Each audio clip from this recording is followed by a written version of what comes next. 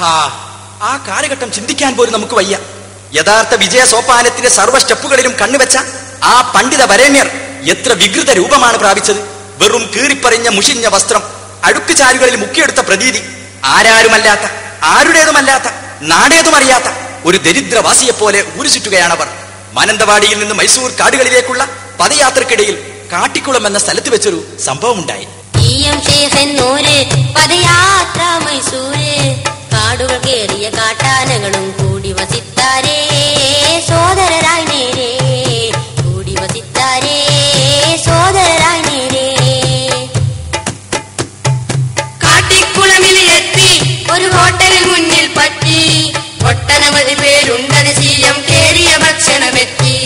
ഉടനടിയിൽ ദ്രുതഗതിയിൽ ഭക്ഷണവും കൈതന്നത് സീയം ശേഖരിറങ്ങുന്നേ, നേരെ നടക്കുന്നേ, ശേഖരിറങ്ങുന്നേ, നേരെ നടക്കുന്നേ.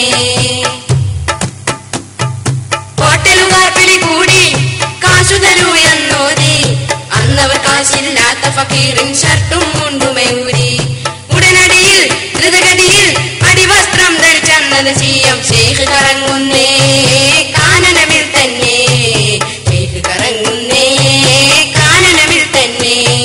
സീയം ശേഖ് എന്നൂര് പദയാത്ര മൈസൂര്, കാടുകൾ കേറിയ കാട്ടാനകളും കൂടി വസിത്താരേ സോദരരായി നേരേ, കൂടി വസിത്താരേ സോദരരായി നേരേ.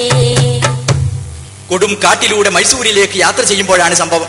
റോഡിനരികിലെത്തിയപ്പോൾ അതാ ഒരു ഹോട്ടൽ. ജനങ്ങൾ അതിനകത്ത് ഭക്ഷണം കഴിക്കുന്നത് ബഹുമാനപ്പെട്ടവർ കണ്ടു. മഹാൻ വേഗം ഹോട്ടലിലേക്ക് കയറി. സ്വാദിഷ്ടമായ ഹോട്ടൽ ഭക്ഷണം മഹാനരുടെ മുന്നിൽ കൊണ്ടുവരപ്പെട്ടു.